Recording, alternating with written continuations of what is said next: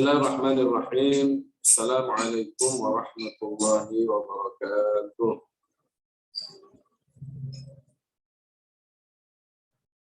Alhamdulillah. Wassalatu wassalamu ala sayyidina Rasulillah wa ala alihi wa sahbihi wa mawala.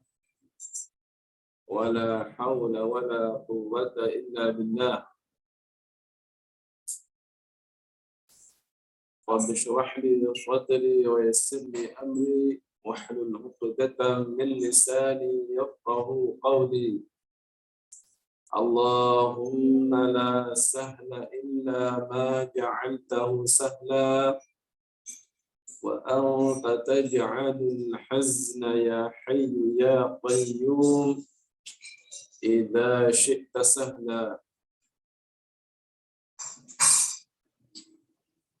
Allahumma 'allimna ma yanfa'una wa zidna 'ilma warzuqna al-ikhlas fil niyyati wal qawli wal 'amali wa ba'du. Nukhlisu niyyata lillahi ta'ala. Ikhwani wa akhwati fillah, alhamdulillah, kita bersyukur kepada Allah Subhanahu wa taala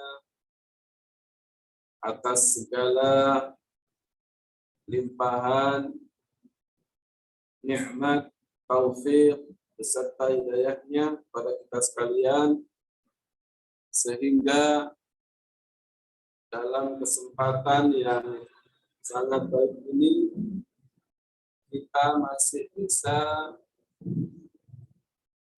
melaksanakan kajian rutin kita yang kita laksanakan 2 kali dalam seminggu, yaitu hari Selasa dan hari Jumat.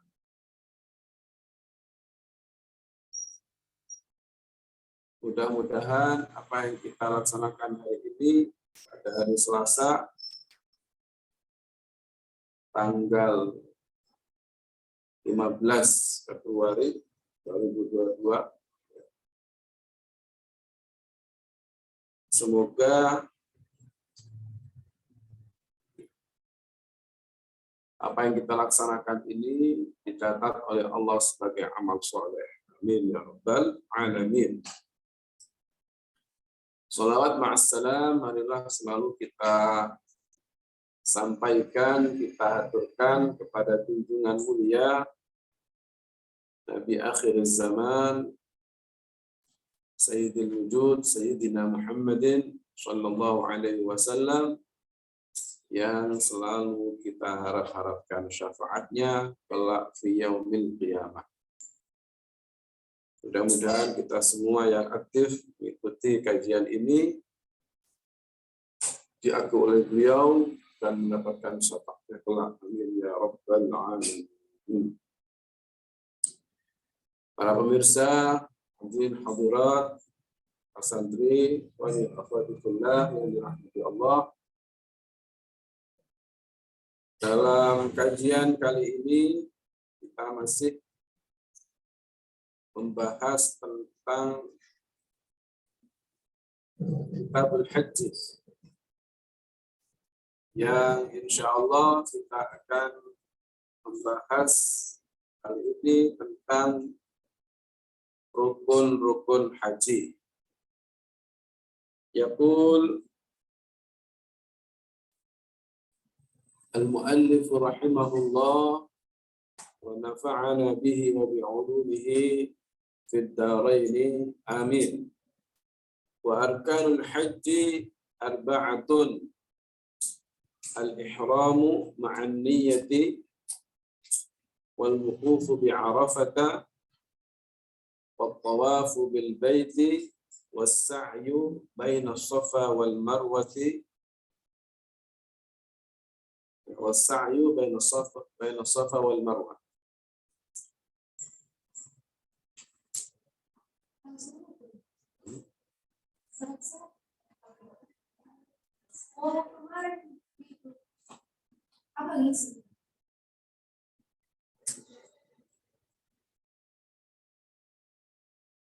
Tidak apa-apa kalau memang saya bacakan juga syarat-syarat wajib haji. Kemarin mungkin ada yang tidak ikuti ya, hanya baca aja. Jadi karena dalam pertemuan yang lalu itu ada beberapa yang tidak mengikuti, maka saya baca aja penjelasannya lihat aja di rekamannya nanti insya Allah. Ya. Jadi wa syara'itu wujubil haji sab'atu asya'a. Syarat-syarat wajib haji ada 7 perkara. Ya, Islamu, pertama Islam, wal bulughu, balik, wal aqlu, berakal, wal hurriyatu, merdeka, wa wujuduz zadi, adanya bekal, warahilati, kendaraan, adanya bekal dan kendaraan, wa takhliyatu tariqi, dan aman perjalanannya, wa imkanul masir, dan memungkinkan melakukan perjalanan. Itu syarat-syarat wajib haji. Ya. Jadi, kemarin sudah dijelaskan bahwa jika syarat-syarat wajib haji ini tidak terpenuhi, maka tidak wajib kita melaksanakan ibadah haji. Untuk kali ini, sebagaimana baru saya sampaikan, kita akan bahas rukun-rukun haji. Ya. Bahwa wa arkanul haji arba'atun, rukun-rukun haji ada 4. Di dalam kitab ini, dalam matan Abi Syuja itu disebutkan 4. Dan ini menurut satu qaul dalam mazhab Syafi'i. Ya. Ini menurut satu qaul dalam mazhab Syafi'i bahwa rukun haji ada 4. Ini ihram, al-ihram an-niyah, wal wuquf bi Arafah, wa tawaf al-bait, was-sa'i baina Safa wal Marwah, ini ala qaul dalam mazhab Syafi'i. Tapi yang al-ashhar, pendapat yang lebih masyhur dalam mazhab Syafi'i, bahwa rukun haji itu ada 6. Sebagaimana disebutkan dalam kitab Mukhtasar Abdullah Al-Harari. Ya. Mukhtasar Sulam Taufiq yang ditulis oleh guru kita Syekh Abdullah Al-Harari. Beliau menyebutkan bahwa rukun haji itu ada 6 perkara. Ini adalah merupakan al-qaul al-ashhar, pendapat yang lebih masyhur dalam mazhab Syafi'i. Ya, 6 itu memasukkan, ya, setelah sa'i baina Safa wal Marwah itu wal halqu aw at-taqsir.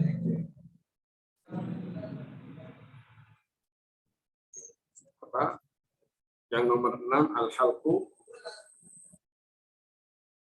awit taksir. Kemudian yang terakhir at-tertib fi mu'dhamil arkan. Yang keenam at-tertib fi mu'dhamil arkan. Tertib di sebagian besar rukun-rukun. Kita mulai dari rukun yang pertama. Sebelum kita menjelaskan rukun-rukunnya satu persatu, kita perlu memahami bahwa dalam bab haji ada perbedaan antara rukun haji dan wajib haji. Kalau rukun haji ini, rukun dalam bab haji itu artinya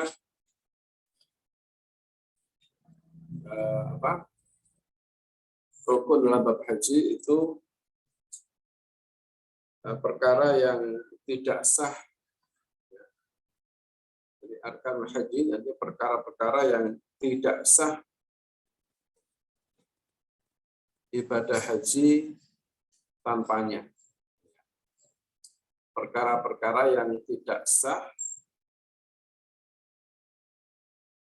apabila perkara-perkara yang tidak sah ibadah haji tanpanya.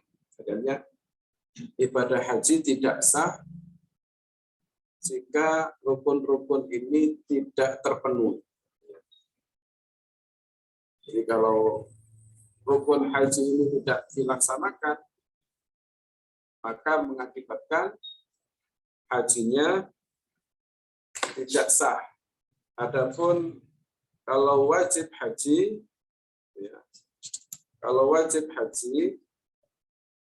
barang siapa yang tidak melaksanakan, tidak melaksanakan wajib haji, maka tidak mengakibatkan hajinya tidak sah. Dia hanya mendapatkan dosa dan harus membayar fidyah. Tapi kalau rukun haji jika tidak dilaksanakan salah satunya, maka apalagi semuanya ya. Jika tidak dilaksanakan salah satunya, maka mengakibatkan hajinya tidak sah. Hajinya tidak sah dan tidak dituntut untuk membayar dam, tidak dituntut untuk bayar denda, yaitu menyembelih kambing. Ya. Beda halnya kalau meninggalkan wajib haji. Kalau meninggalkan wajib haji, dia berdosa, dia juga dituntut untuk membayar fidyah, bayar dam. Ini yang perlu kita pahami yang berkaitan dengan masalah rukun dan wajib haji. Adapun rukun haji, sebagaimana tadi dijelaskan, dalam kitab ini ada 4. Dalam kitab ini ada 4. Ini menurut satu qaul dan mazhab Syafi'i, dalam satu qaul adalah qaul yang lebih masyhur itu 6. Ya, nanti tambahnya nanti kita sebutkan lagi. Yang pertama al-ihramu ma'an niyyah. Rukun haji yang pertama adalah al-ihramu ma'an niyyah. Ihram yang disertai dengan niat. Ihram itu artinya apa? Itu niatul dukhul fil nusuk. Niat untuk melakukan ibadah haji. Niat untuk melakukan rangkaian ibadah haji itu ihram. Ya. Dengan memakai pakaian ihram. Dengan memakai pakaian ihram. Jadi dalam hatinya dia berniat, dakhaltu fi amalil haji. Saya niat untuk memasuki atau saya niat melakukan ibadah haji. Atau kalau umrah berarti saya niat melakukan umrah. Ini haji berarti saya niat melakukan ibadah haji.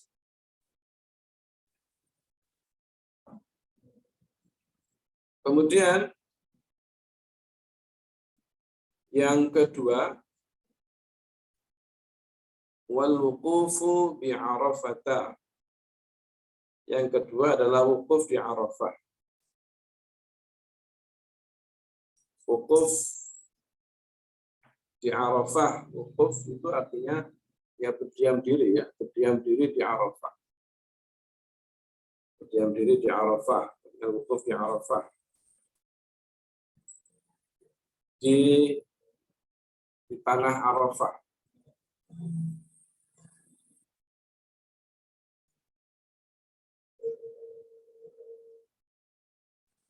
Dan wukuf di Arafah ini bisa dilakukan di bagian manapun di tanah Arafah. Bisa dilakukan di bagian manapun di tanah Arafah. Waktunya baina zawali syamsi yaumi Arafah ila fajri lailatul Id. Itu waktunya antara tergelincirnya matahari pada hari Arafah. Hari Arafah itu tanggal 9 Dzulhijjah. Hari Arafah itu tanggal 9 Dzulhijjah. Jadi mulai di antara ini, jadi mulai berarti setelah zawal, ya. Setelah tergelincirnya matahari pada hari Arafah tanggal 9 Dzulhijjah sampai waktu subuh malam hari raya. Berarti sampai waktu subuh tanggal 10 Dzulhijjah.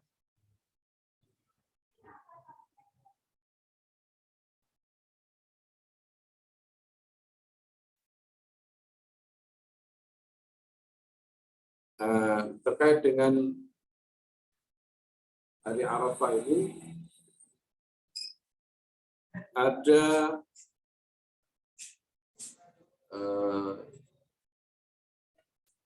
pemahaman sebagian orang yang apa istilahnya itu ya, yang salah kaprah ya, terkait dengan hari raya Dzulhijjah yang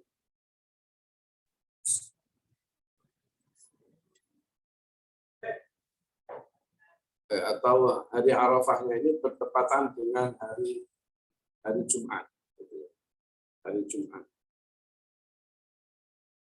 sehingga kemudian disebut dengan Al-Hajjul Akbar katanya. Sebenarnya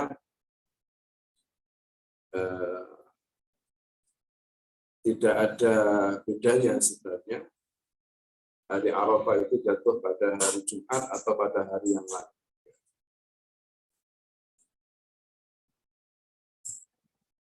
Jadi rukun yang kedua adalah al-wuquf fi Arafah. Ini sesuai dengan sabda Nabi, al-hajju Arafah. Haji itu ya apa? Kalau ada wukuf fi Arafah. Kemudian rukun yang ketiga at-tawafu bil baiti. Tawaf di Ka'bah, artinya di sekeliling Ka'bah.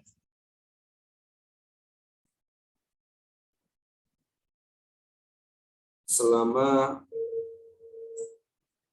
7 kali. Hitungannya 7 kali. Dan waktu pelaksanaannya adalah ba'da muntasafi lailatul 'ashr min Dzulhijjah. Setelah pertengahan malam tanggal 10 Dzulhijjah. Jadi setelah pertengahan malam tanggal 10 Dzulhijjah itu pelaksanaan tawaf yang termasuk bagian dari rukun haji. Dan perlu diperhatikan bahwa dalam melaksanakan tawaf ini harus memenuhi beberapa ketentuan dan syarat-syaratnya. Ya. Pertama,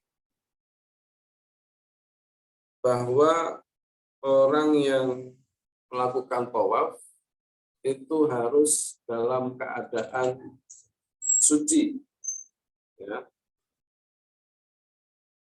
Syaratnya orang yang melakukan tawaf itu harus dalam keadaan suci dari hadas dan najis.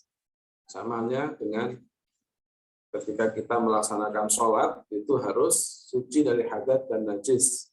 Berarti harus dalam keadaan wudu, tidak membawa hadas besar juga, ya, dan tidak membawa najis. Kalau dia tawaf terkena najis atau dia berhadas, maka tawafnya batal, maka harus mengulang lagi dari awal. Ya. Tawafnya batal, maka harus mengulang lagi dari awal. Makanya untuk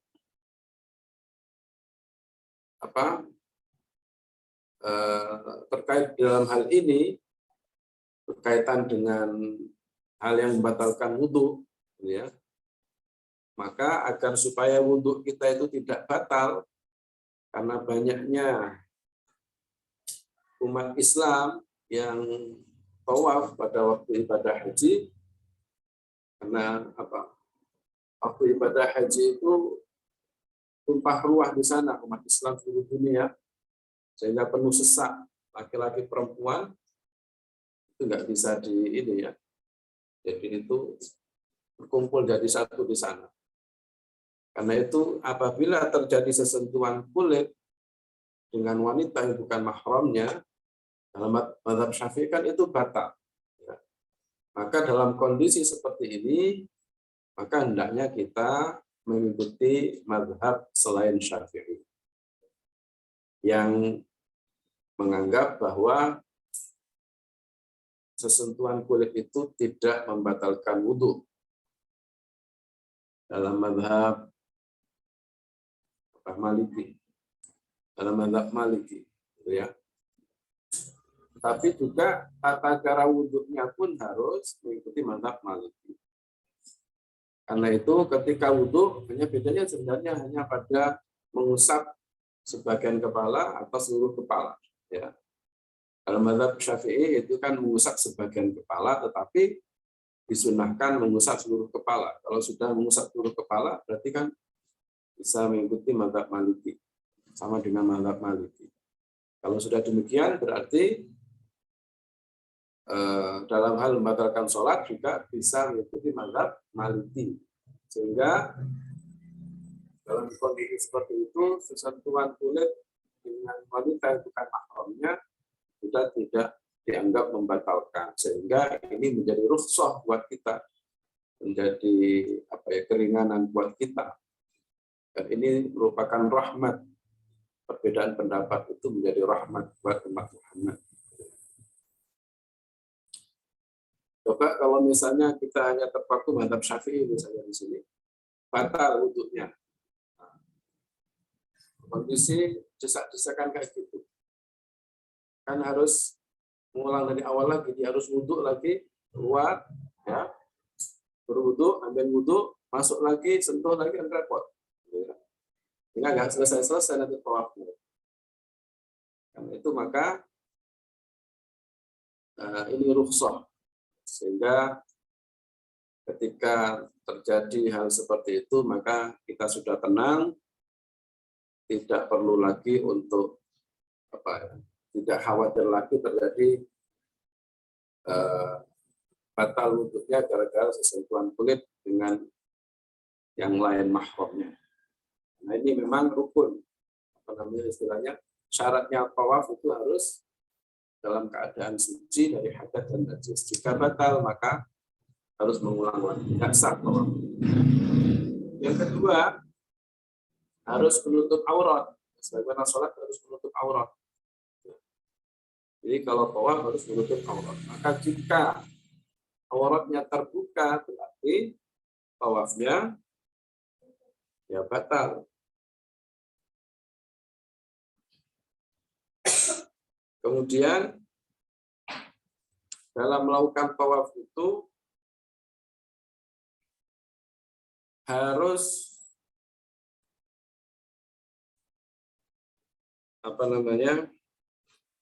tawaf pada tempat yang memang telah ditentukan oleh syara'. Yaitu di sekitar Ka'bah itu ya, dengan batasan-batasan yang ditentukan oleh syara'. Kemudian juga dalam melakukan tawaf itu, maka Ka'bah itu harus berada di sebelah kirinya. Ka'bah itu harus berada di sebelah kirinya, tidak menghadap ke Ka'bah, juga tidak membelakangi Ka'bah. Dimulai dari Hajar Aswad, ya, selesai di Hajar Aswad. 7 kali itu dimulai dari Hajar Aswad, selesai di Hajar Aswad. Ya.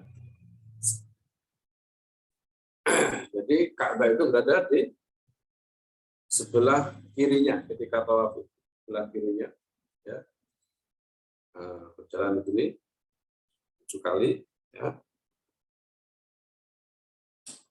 Berarti berjalan kemana? Apa? Ke arah kanan ya. Jadi dari Hajar Aswad, ya Hajar Aswad, ini Hajar Aswad misalnya pojokan dan Hajar Aswad itu.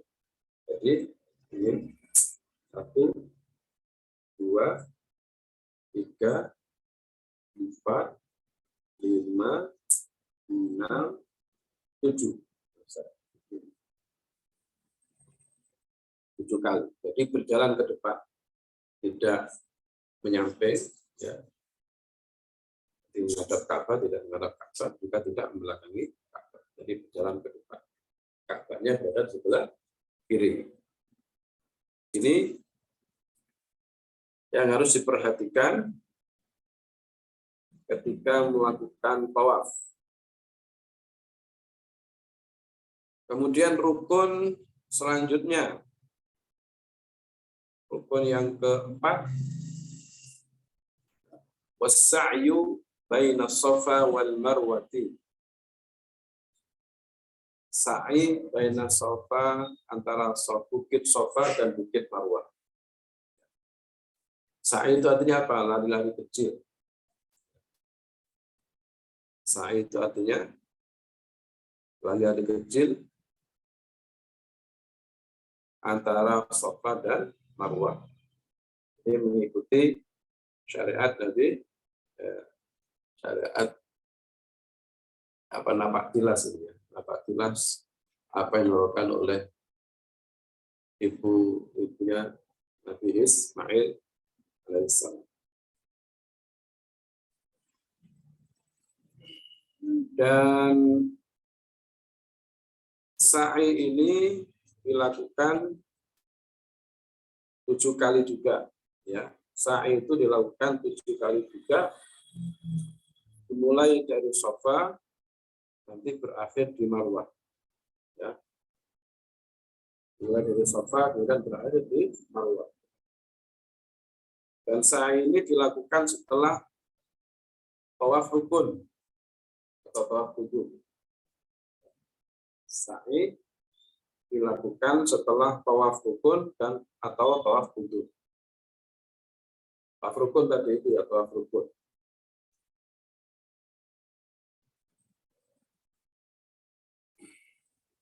Jadi minal aqdi ilal aqdi. Dari tempat yang telah ditentukan, ada tempat yang telah ditentukan, ya, dari tempat yang telah ditentukan di mana, di Bukit Safa, ke tempat yang telah ditentukan di Bukit Marwah. Tapi tanda ini katanya sudah dihancurkan dan diganti dengan tanda yang lain katanya. Dan perlu diperhatikan dalam sa'i ini bahwa sa'i itu harus dilakukan di tempat yang ditentukan itu dengan batasan-batasan yang telah ditentukan oleh Rasulullah Shallallahu Alaihi Wasallam. Ya, tidak boleh keluar dari area, tidak boleh keluar dari area sa'i dan area sa'i ini. Tidak boleh keluar dari area sa'i ini. Karena itu maka kita perlu untuk memperhatikan masalah ini, karena sekarang Bukit Safa Marwah itu, ya, tempat sa'i itu sekarang sudah diadakan perluasan, ya, sudah diadakan perluasan. Daerah perluasan ini sudah keluar dari batasan tempat sa'i. Ya. Jadi tempat sa'i yang baru itu sudah keluar dari batasan sa'i yang telah ditentukan oleh Rasulullah SAW yang disebutkan dalam kitab-kitab fikih. Maka kita harus berhati-hati sehingga kita harus tetap melakukan sa'i ini pada tempat yang memang telah ditentukan oleh Kanjeng Nabi dan para ulama dalam kitab-kitab mereka. Ya.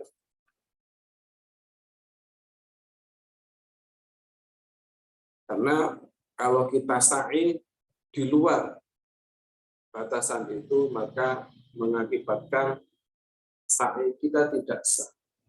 Kalau sa'i kita tidak sah, berarti haji kita tidak sah. Jadi ini masalahnya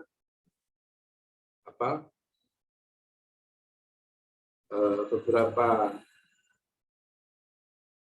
ulama kontemporer itu menyetujui ini. Sebenarnya ketika Arab Saudi itu mau melakukan perluasan ini terjadi pro kontra di kalangan ulama mereka. Pro kontra dan mengatakan ada yang setuju, ada yang tidak setuju. Ini pro kontra. Tapi ini sudah terlaksana. Jadi tempat sa'i sudah diperluas sehingga tempat sa'i yang baru itu memang sudah keluar dari batasan tempat sa'i. Karena itu kita tetap harus konsisten ya, apa yang telah disebutkan para ulama. Guru-guru kita itu selalu mewanti-wanti kita agar ketika kita melaksanakan ibadah haji tetap ketika sa'i kita melakukan sa'i itu pada tempat yang memang ditentukan Rasulullah SAW dan yang disebut oleh para ulama. Jadi di tempat sa'i yang lama, meskipun nanti itu harus melawan arus. Meskipun nanti harus melawan arus. Tapi harus hati-hati lah ya. Melawan arus tabrak-tabrakan. Tapi harus hati-hati lewat pinggir bisa. Lewat pinggir itu bisa. Nah, terkait dengan ini, Al-Imam An-Nawawi beliau menjelaskan dalam kitab Al-Majmu' ya tentang sifat ya fi babi sifatil haji wal umrah. Dalam bab sifat haji dan umrah. Dalam Kitabul Haji, kitab Majmu', Imam Nawawi mengatakan far'un qala Syafi'i, berkata sebab Imam Syafi'i, wal ashabu dan ashab Syafi'i. Ashab Syafi'i, murid-murid Syafi'i. Imam Syafi'i mengatakan juga, para murid-murid Syafi'i juga mengatakan, ashabnya, la yajuzu as-sa'yu fi ghairi mawdi'is sa'yi. Ya, katanya tidak boleh sa'i pada selain tempat sa'i.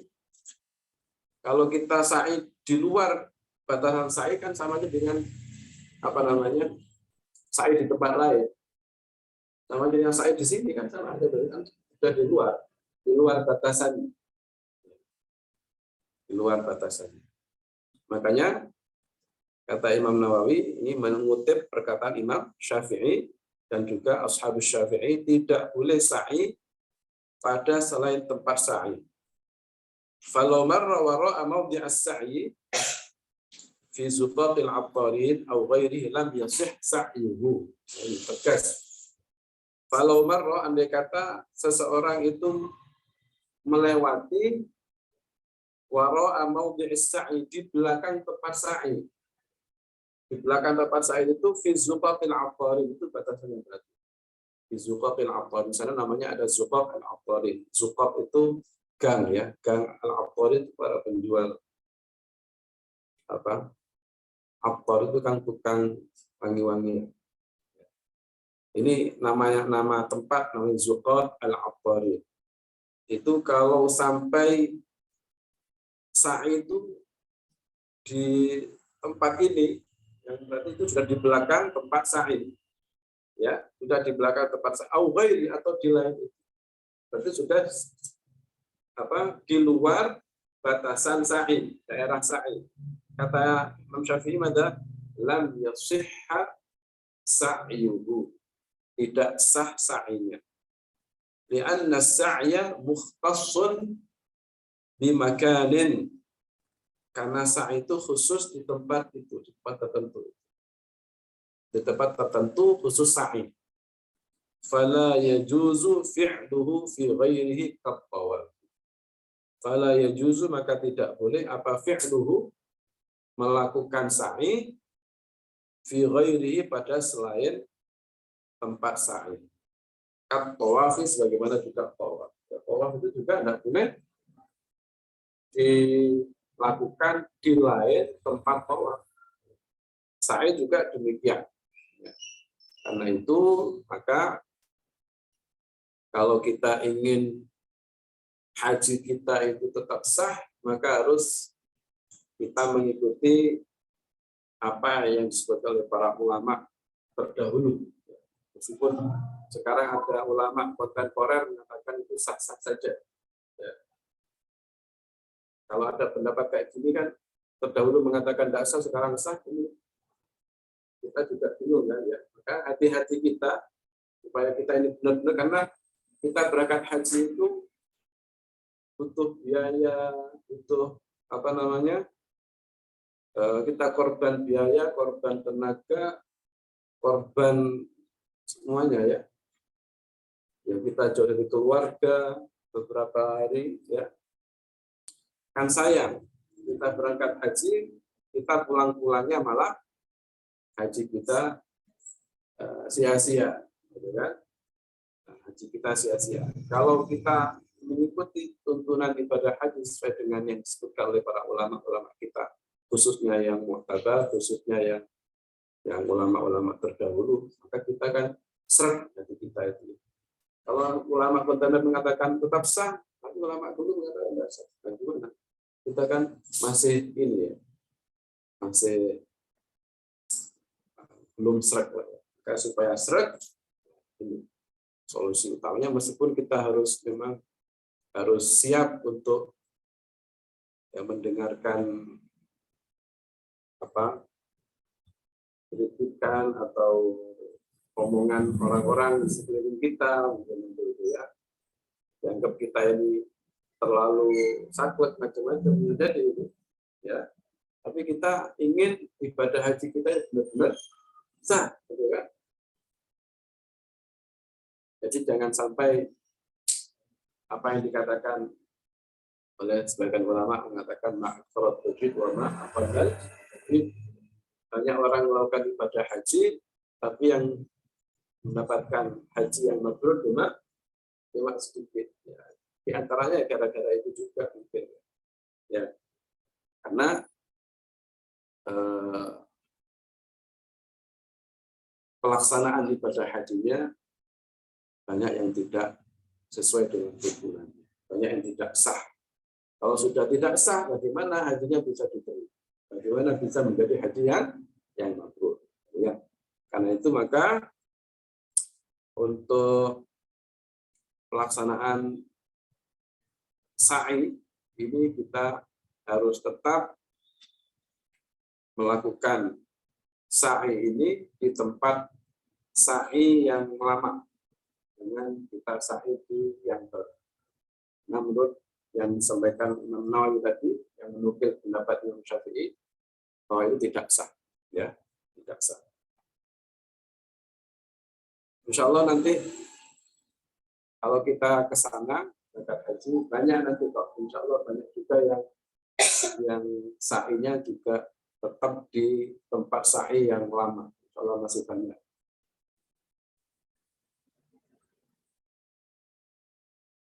Tapi ya tidak ada masalah, meskipun kita nanti berbeda dengan teman-teman kita, tidak kok. Seperti hati kita seret, gitu ya, hati kita ini seret.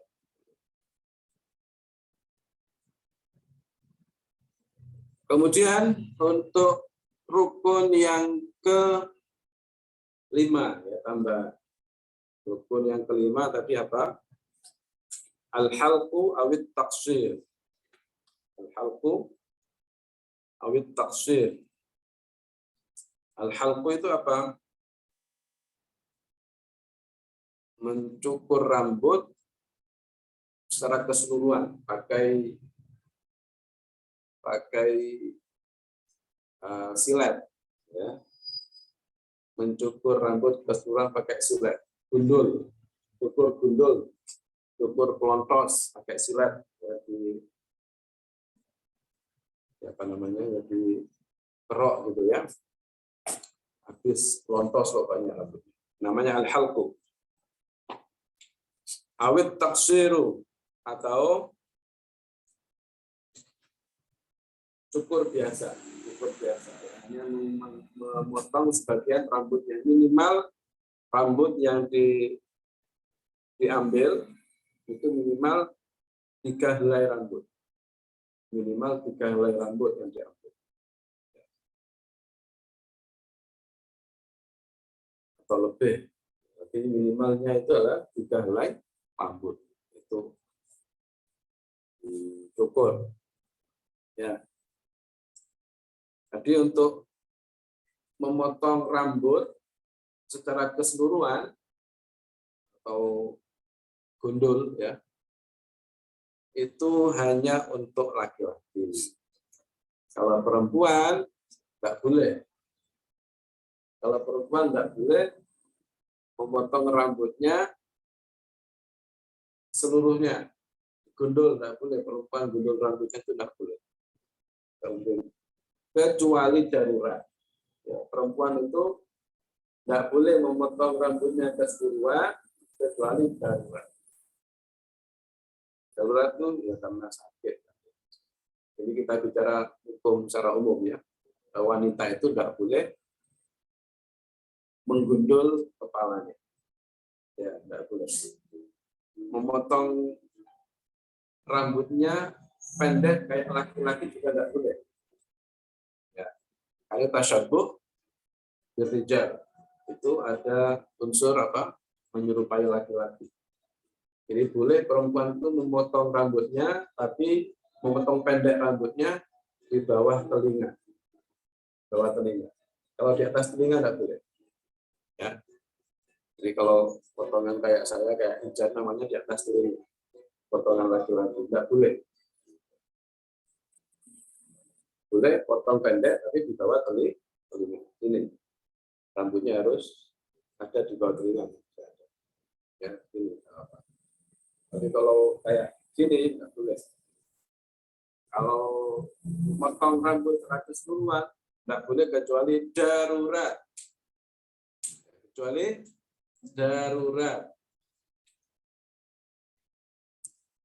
Daruratnya apa? Misalnya kadang orang itu sakit, ya, harus operasi. Dan itu harus karena biasanya kemoterapi itu rambutnya harus dipotong rambutnya seluruhnya dulu. Itu darurat. Tempat dicalkan ya.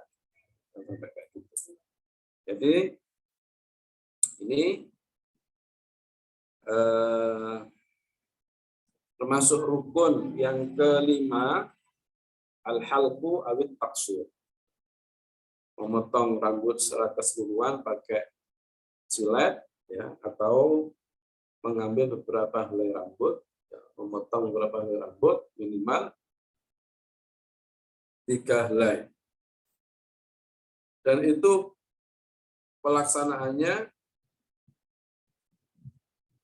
dilaksanakan setelah pertengahan malam hari raya. Dilaksanakan, ya, waktu pelaksanaannya itu setelah pertengahan malam hari raya.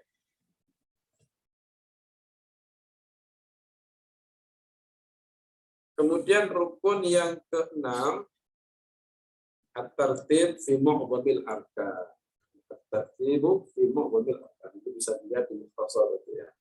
Bisa diperhatikan di mukhtasar itu. At-tartib fi mu'dhamil arkan. Tertib berurutan di sebagian besar rukun-rukunnya. Maka wajib mendahulukan ihram atas semuanya. Ihram itu nomor 1. Jadi Wajib mendahulukan ihram, baru setelah itu tawaf.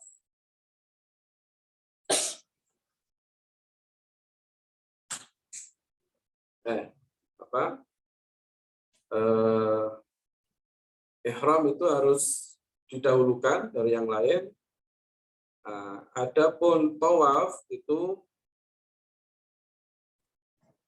dilaksanakan setelah wukuf. Takhiru al-halqi wa taqsir 'anil wukuf. Tawaf itu dilaksanakan setelah wukuf, juga al-halqu atau taqsir itu dilaksanakan setelah wukuf.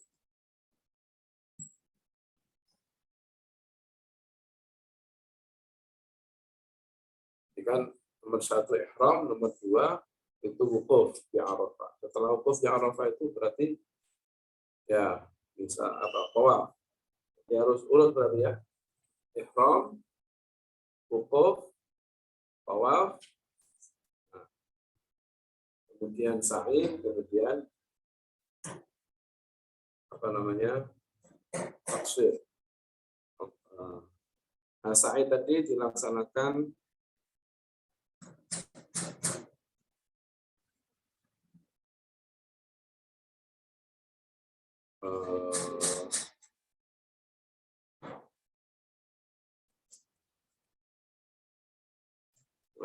pelaksanaan sa'i.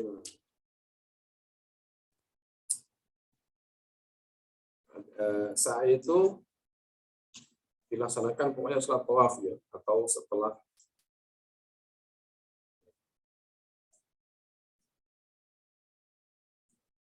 wukuf.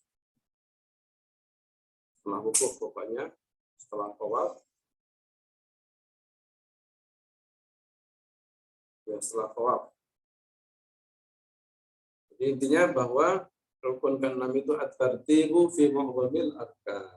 Jadi harus berurutan pada sebagian besar rukun-rukun.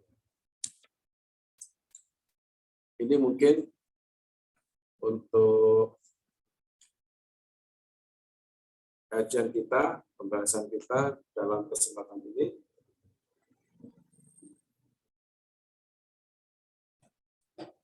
Insya Allah untuk bab selanjutnya, pembahasan selanjutnya tentang rukun umroh, atau mungkin untuk rukun umroh ini karena sama ya, mungkin perlu ya apa saya bacakan aja ya, karena ada yang sama. Arkanul umrati arba'atun al-ihramu wa tawafu wa sa'yu wal halqu wal taqsir, sama.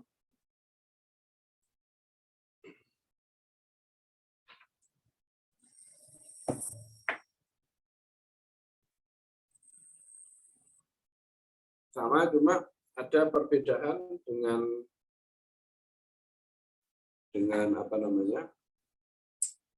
haji ya. Kalau rukun haji itu ada wukuf di Arafah, tapi kalau umrah tidak ada wukufnya. Jadi rukun umrah ada 4. Pertama al-ihram, tawaf, kedua tawaf, sa'i antara Safa dan Marwah maksudnya, wal halqu aw taqsir ya, mencukur rambut keseluruhan, aw taqsir atau memotong rambut sebagiannya, fi ahadil qaulaini, dalam salah satu dua pendapat. Jadi dua pendapat itu maksudnya bisa al-halqu atau taqsir. Bisa al-halqu atau at-taqsir. Wallahu a'lam bishawab. Demikian mungkin yang bisa saya sampaikan. Terima kasih atas perhatiannya. Mari kita tutup dengan membaca sholawat tahlil dan sholawat seperti biasa. La ilaha illallah, la ilaha illallah, la ilaha illallah. Allahumma shalli ala sayyidina Muhammad wa ala alihi wa sahbihi wa sallim. Allahumma shalli ala sayyidina Muhammad wa ala alihi wa sahbihi wa sallim. Allahumma shalli ala sayyidina Muhammad wa ala alihi wa sahbihi wa sallim. رب اغفر لي ولوالدي وللمؤمنين والمؤمنات رب اغفر لي ولوالدي وللمؤمنين والمؤمنات رب اغفر لي ولوالدي وللمؤمنين والمؤمنات والحمد لله رب العالمين. Terima kasih sekali lagi saya ucapkan dan mohon maaf atas segala kekurangan. Barakallahu fikum jami'an. Wassalamualaikum warahmatullahi wabarakatuh.